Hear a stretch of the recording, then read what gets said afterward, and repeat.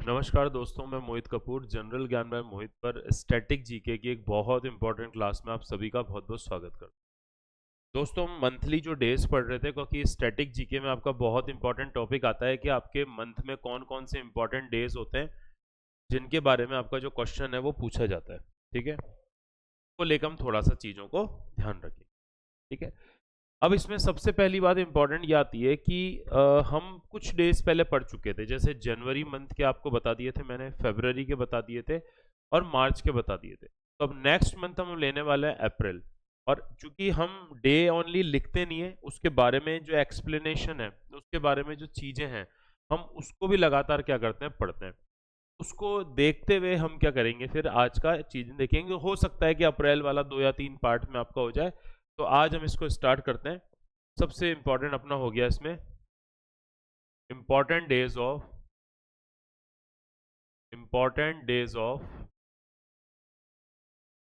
April. Important days of April, April के जो महत्वपूर्ण जो दिवस हैं, वो आपके महत्वपूर्ण दिवस कौन कौन से हैं, उनको लेके आपके जो क्वेश्चंस हैं वो किस किस तरह से पूछे जाते हैं। ठीक है, तो देखो आज हम इसका कर रहे हैं पार्ट 1 को, कि अप्रैल में काफी इंपॉर्टेंट डेज भी हैं। तो आज हम इसका जो जनरली करेंगे सबसे इंपॉर्टेंट स्टार्ट, वो कौन सा करेंगे, पार्ट 1। ठीक है, अब इसमें स्टार्ट करते हैं। इसमें सारे डेज नहीं लेंगे, कोई ना कोई डे कभी ना कभी डेली होता है, पर हमें केवल एग्जामिनेशन पॉइंट ऑफ व्यू से जो इंपॉर्टेंट है वो चीजें आपको ध्यान रखनी है। देखो, सबसे पहले डेट काम में लेंगे कौन सी, 1 अप्रैल। 1 अप्रैल, ठीक है, कि 1 अप्रैल को कौन सा दिवस मनाया जाता है। ठीक है, और 1 अप्रैल जो है,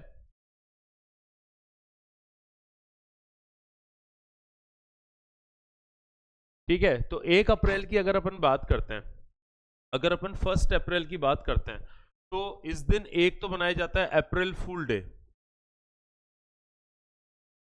अप्रैल फूल डे,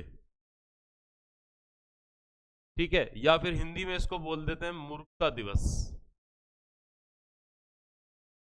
अप्रैल फूल डे या मूर्खता दिवस। अब देखो, ये इतना इंपॉर्टेंट नहीं है, पर इसका कॉन्सेप्ट समझना आपको इंपॉर्टेंट है, क्योंकि ये जो अप्रैल फूल डे है, इसकी जो स्टार्टिंग मानी जाती है, इसको जी शुरुआत मानी जाती है, ये कौन से देश से मानी जाती है, फ्रांस से। फ्रांस से लगभग लगभग सन 1582 से 1582 ईस्वी से इसकी क्या मानी जाती है, आपके अप्रैल फूल डे की शुरुआत मानी जाती है। क्योंकि पहले फ्रांस में वहां का लोकल कैलेंडर चलता था। ठीक है, फिर बाद में क्या हुआ, फ्रांस के शहरी क्षेत्रों में ग्रिगोरियन कैलेंडर, जो ईसाई कैलेंडर होता है, जनवरी से दिसंबर तक जो मंथ होते हैं, उनको अपना लिया गया। तो उनको अपनाने के बाद इसमें क्या हुआ कि यहाँ जो ग्रामीण परिवेश के लोग थे, जो रूरल बेल्ट के लोग थे, वो अभी भी अपना नया साल फ्रेंच कैलेंडर के हिसाब से 1 अप्रैल को मनाते थे, जबकि फ्रांस के शहरों में इसकी शुरुआत 1 जनवरी से हो चुकी थी। इसलिए जो शहर के लोग गांव वालों को चिढ़ाते थे और वो उसको अप्रैल फूल कहते थे। इसलिए ये अप्रैल फूल जो वर्ड है, इसकी जो शुरुआत है, इसकी जो स्टार्टिंग है, वो कौन से देश से मानी जाती है, फ्रांस के से। ठीक है, तो एक तो ये ध्यान रख लेना, ये एक बताना जरूरी था, इसलिए मैंने आपको जनरली बता दिया। ठीक है, ये स्टार्टिंग हुई थी नया कैलेंडर यूज करने के उपलक्ष्य में। पर जो सबसे इंपॉर्टेंट है इसके बाद, 1 अप्रैल को जो दूसरा डे सेलिब्रेट करा जाता है, वो करा जाता है ओडिशा डे। ओडिशा डे भी कहते हैं, या इसको उत्कल डे भी कहते हैं। इसको ओडिशा डे भी कहते हैं, उत्कल डे भी कहते हैं, यानी उड़ीसा दिवस। इसको उड़ीसा दिवस के नाम से भी जाना जाता है। ठीक है, या इसको बोला जाता है उत्कल दिवस। और इसको मनाने का लॉजिक यह है कि इसी दिन जो उड़ीसा है वो भारत का स्वतंत्र राज्य बना था। आपको पता है उस समय पश्चिम बंगाल, बिहार, उड़ीसा, झारखंड और सारा बांग्लादेश मिलाकर प्राचीन समय का कौन सा प्रांत बनता था, बंगाल प्रांत। ठीक है, अब क्या होता है इसमें कि उड़ीसा जो स्वतंत्र राज्य बना था, किससे अलग होके, बंगाल से अलग होके। ठीक है, वो स्वतंत्र राज्य इसी तारीख को बना था। कौन सी तारीख हो गई, अगर तारीख की बात करें तो इस पे लिख देना उड़ीसा स्वतंत्र राज्य। उड़ीसा स्वतंत्र राज्य के रूप में जो आया था, मतलब इंडिपेंडेंट स्टेट जो बना था उड़ीसा, वो कब बना था आपका, तो इसमें जो डेट आती है वो आपकी कौन सी आती है, 1 अप्रैल 1936।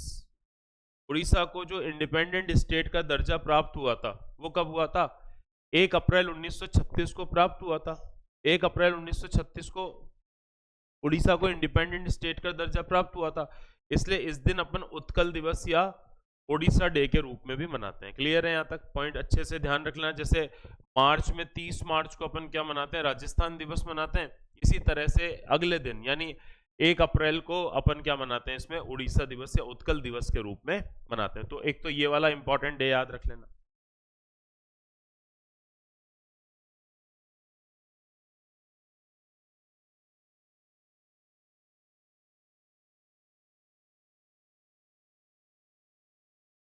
ठीक है, चलिए आगे बढ़ते हैं नेक्स्ट। अब इसके बाद अपन चलते हैं, तो जैसे एक और इंपॉर्टेंट डे आपका आता है 2 अप्रैल को। 2 अप्रैल को डे मनाया जाता है, तो आप इसको लिख सकते हो क्योंकि कई बार आपके एसएससी रेलवे के एग्जाम में ये डे पूछा गया है। इस डे को हम बोलते हैं वर्ल्ड ऑटिज्म डे। ये आपका जो डे हो गया, ये कौन सा हो गया? वर्ल्ड ऑटिज्म डे या autism awareness day. World autism awareness day, ठीक है।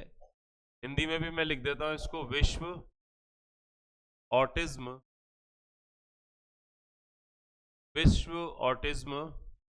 जागरूकता दिवस। विश्व ऑटिज्म जागरूकता दिवस। विश्व ऑटिज्म जागरूकता दिवस के रूप में जो मनाया जाता है वो कौन सा मनाया जाता है? 2 अप्रैल। 2 अप्रैल क्या होता है? देखो, ऑटिज्म एक बीमारी है। कई डॉक्टर इसे बीमारी मानते हैं, कई मानते हैं बीमारी नहीं, एक मेंटल स्टेट है। यानी किसी भी चीज को अलग लीग से हटकर सोचना। कई बार इस तरह के बच्चों को मंदबुद्धि कह दिया जाता है, जैसे सर आइजैक न्यूटन। पर वो मंदबुद्धि नहीं होते, वो अपने डेली रूटीन के काम तो प्रॉपर नहीं कर पाते, पर कोई भी चीज जिसमें तर्क छुपा होता है, लॉजिक छुपा होता है, उसको अलग तरह से देखते हैं। ठीक है, तो उसको क्या कहते हैं? ऑटिज्म कहा जाता है। तो अगर जनरल पूछा जाता है ऑटिज्म जो बीमारी है ये किससे रिलेटेड है, तो इसमें सिंपल लिख लेना आप, ब्रेन रिलेटेड। ये जो ऑटिज्म है ये किससे संबंधित मानी जाती है? ब्रेन रिलेटेड या मस्तिष्क संबंधी मानी जाती है, मस्तिष्क से संबंधित।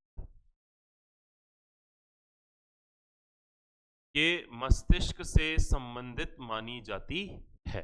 ठीक है, एक तो ये जो मेन पॉइंट नहीं है क्या, ये अच्छी तरह से आपको इसमें एक तो क्या रखना है, याद रखना है, ताकि चीजें और ज्यादा बेटर हो पाए। ठीक है, एक तो ध्यान रखना। तो ये आपका जो डे हो गया, ये कौन सी डेट को हो गया? ये 2 अप्रैल को हो गया। क्लियर है? चलिए, अब अगला इसमें जो डे सेलिब्रेट करते हैं वो कब करते हैं? 3 अप्रैल को, सॉरी 5 अप्रैल। अगला इंपॉर्टेंट डे जो है वो सेलिब्रेट किया जाता है, जो एग्जामिनेशन पॉइंट ऑफ व्यू से इंपॉर्टेंट है, 5 अप्रैल, जिसको बोलते हैं राष्ट्रीय समुद्री दिवस। इसको क्या बोलते हैं? राष्ट्रीय समुद्री दिवस। राष्ट्रीय समुद्री दिवस के नाम से जानते हैं, नेशनल मैरीटाइम डे। नेशनल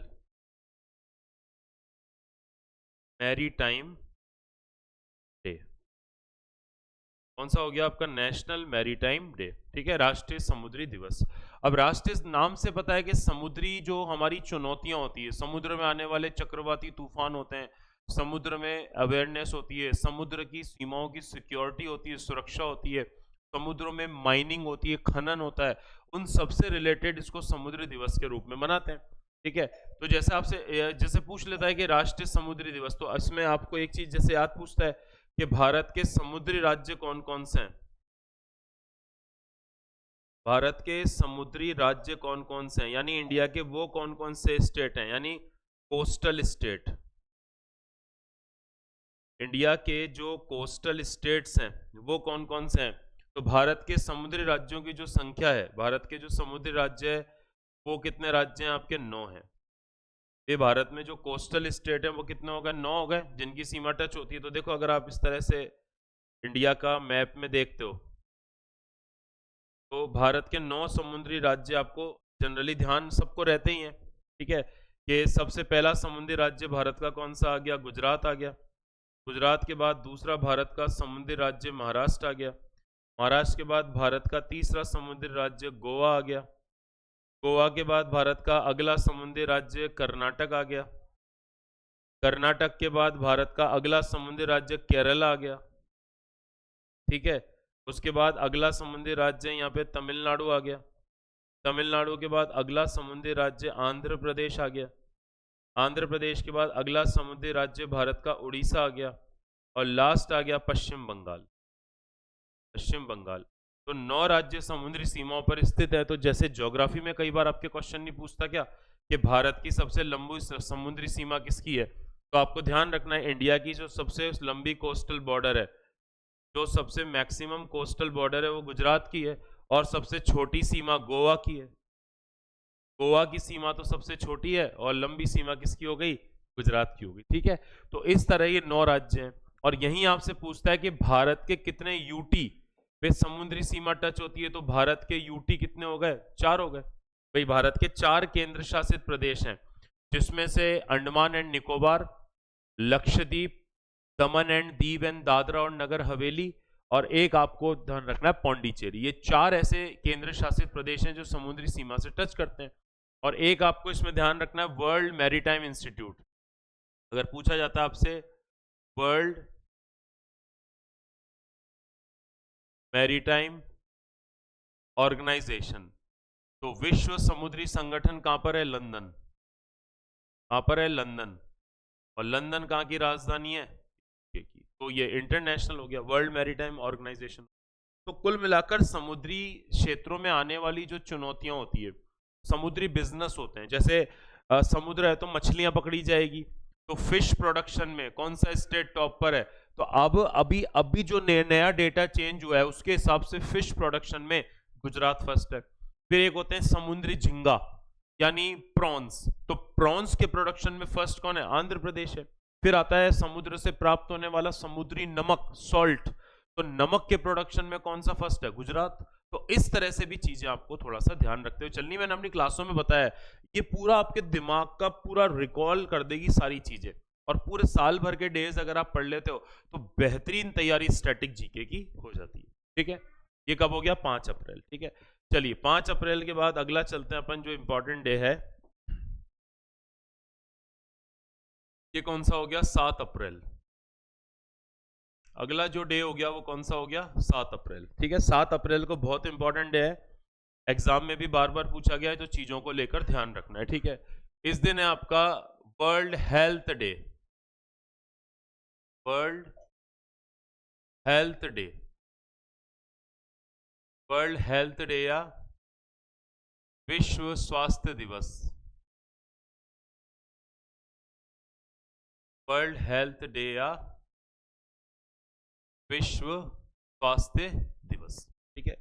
जब वर्ल्ड हेल्थ डे या विश्व स्वास्थ्य दिवस की अपन बात करते हैं, ठीक है, तो आपको ध्यान रखना है कि इसको मनाया किस उपलक्ष्य में जाता है, क्योंकि इसी दिन 1948 में WHO की क्या हुई थी, स्थापना हुई थी। तो कई बार आपसे पूछता है कि भाई WHO की स्थापना कब है, ठीक है। तो ध्यान रखना, अगर इसी को देखें हम, इसी डेट का अगर लॉजिक लेते हुए चले, तो ध्यान रखना WHO एस्टेब्लिश्ड या WHO की स्थापना, तो WHO की जो स्थापना की गई थी ये कब हुई थी, आपके 7 अप्रैल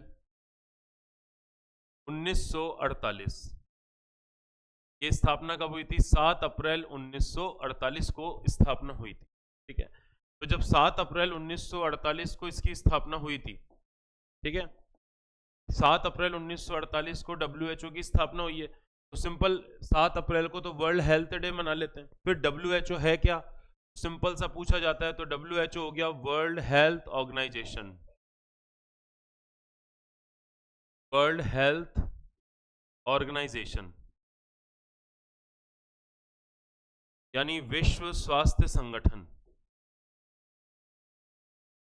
वर्ल्ड हेल्थ ऑर्गेनाइजेशन या विश्व स्वास्थ्य संगठन, ठीक है।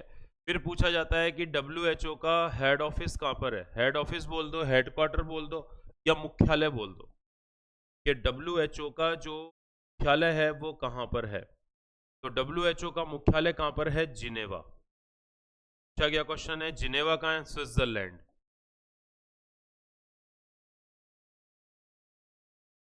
जिनेवा जो हो गया वो कहां हो गया आपका, ये स्विट्जरलैंड में हो गया। इसको लेकर भी डायरेक्टली आपका जो क्वेश्चन है वो क्या करा गया है, पूछा गया है। जिनेवा कहाँ हो गया, स्विट्जरलैंड में हो गया। फिर आपसे पूछता है कि WHO के डायरेक्टर जनरल कौन है, क्योंकि निर्देशक का नाम पूछा जाता है, तो इसके जो डायरेक्टर हैं या निदेशक हैं वर्तमान में वो अफ्रीका से ही हैं। और ये कौन होगा, क्योंकि क्वेश्चन आया हुआ भी है, डॉक्टर टेड्रोस होगा, डॉक्टर टेड्रोस, टेड्रोस WHO के बारे में क्लियर है। तो दुनिया में जो भी वैक्सीन होती है उनका अप्रूवल देने का काम, बीमारियों को आइडेंटिफाई करने का काम, बीमारियों के बारे में किसी देश में वहाँ पे हेल्प करने का काम, या फिर किसी देश में कोई भी महामारी फैल गई है तो उसको पैंडेमिक, जैसे कोविड-19 को किया था तो पैंडेमिक घोषित करने का काम, ये जो सारे के सारे काम हैं ये किसके द्वारा किए जाते हैं, WHO के द्वारा किए जाते हैं। किसके द्वारा किए जाते हैं, WHO के द्वारा। तो ये पॉइंट आप इसमें अच्छी तरह से आपको याद रखना है। तो आपकी जो डेट हो गई वो कौन सी हो गई, 7 अप्रैल। क्लियर है। चलिए अब एक और बात कर लेते हैं, अगला एक और डे देख लेते हैं, फिर नेक्स्ट वाली क्लास में करेंगे पार्ट 2 में। ठीक है, देखो अगला जो इसमें इंपॉर्टेंट डे आपका आता है वो आता है 10 अप्रैल। अगला जो इंपॉर्टेंट डे आता है वो कौन सा आता है, 10 अप्रैल आता है। और 10 अप्रैल को भी एक मेडिकल थेरेपी है जिसको कहते हैं होम्योपैथी। क्या कहते हैं जिसको, होम्योपैथी। ठीक है, तो होम्योपैथी का जो डे मनाते हैं वो इसी दिन मनाते हैं, तो इसको हम सेलिब्रेट करते हैं कौन सा, world homeopathy day. World homeopathy day, यानी इसको हिंदी में हम लिखेंगे विश्व होम्योपैथी दिवस।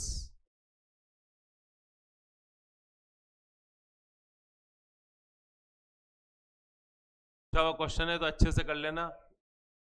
ये आपका कौन सा हो गया, विश्व होम्योपैथी दिवस हो गया। कौन सा हो गया, विश्व होम्योपैथी।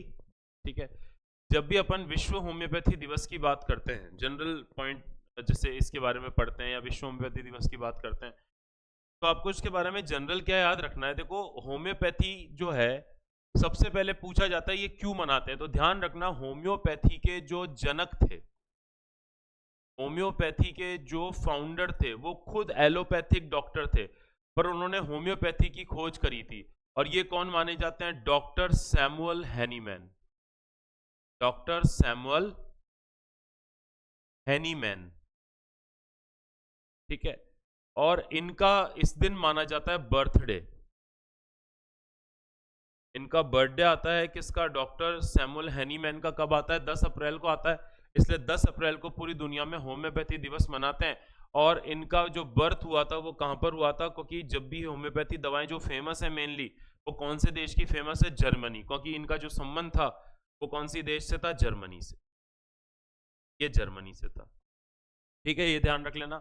अच्छा एक चीज और, अपना एक मंत्रालय है जिसको बोलते हैं आयुष मंत्रालय, यानी भारत सरकार अपने हेल्थ मिनिस्ट्री में एक पद्धति लागू कर रखी है और इस पद्धति को बोलते हैं आयुष। ठीक है, आयुष क्या है, तो एक तो आपको इसकी भी फुल फॉर्म या ध्यान होनी चाहिए। ये सारी अपनी अपनी तरह की मेडिकल थेरेपी है। एक तो आप सभी को पता है दुनिया में जो सबसे पॉपुलर है एलोपैथी, अंग्रेजी दवाएं, तो अंग्रेजी दवाओं तो लोग यूज करते हैं। उसके अलावा इन 5 थेरेपीज को और मान्यता प्राप्त है। देखो इसमें कौन कौन सी हो गई, जो ए हो गया, ए से तो हो गया आयुर्वेद। ए से कौन सा हो गया, आयुर्वेद या आयुर्वेदा। आयुर्वेदा में पता है दवाएं, आयुर्वेदिक दवाएं होती है, गुड़ का, शहद का और जो जड़ी बूटियां उनका यूज किया जाता है। दूसरा यो से हो गया yoga and naturopathy, yoga plus naturopathy. Yoga करने से भी कई तरह की बीमारियों का इलाज संभव है। फिर यू से कौन सी पद्धति हो गई, यूनानी।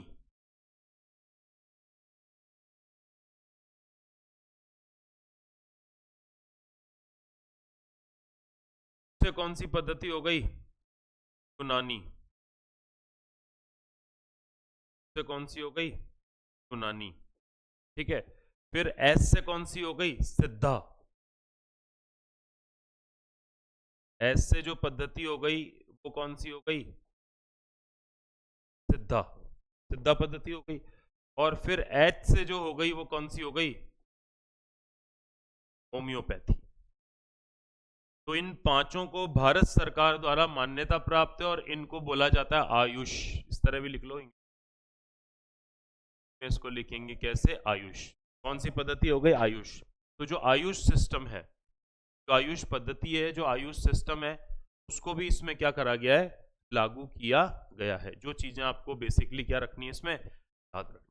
क्लियर है यहाँ तक सभी को? कितना समझ में आ गया? ठीक है। अब ये तो इसका भी आज पार्ट 1 है, इसका पार्ट 2 आज ही शाम को लेके आऊंगा, वो आपके ऐप पर साथ में, मतलब आपका पार्ट 1 और पार्ट 2 दोनों के दोनों आपके साथ में क्या कर देंगे? हम अपलोड कर देंगे। ठीक है। इसके पार्ट 2 में कोशिश करेंगे सारा करने की, वरना अगर ज्यादा डिटेल में बताऊंगा तो फिर 3 पार्ट इसके मैं कर लूंगा। ठीक है। क्लियर है क्या यहाँ तक सभी को? ठीक है। तो चलिए फिर अपना ध्यान रखिए और कल मिलते हैं अगले लेक्चर में। बहुत बहुत धन्यवाद। नमस्कार।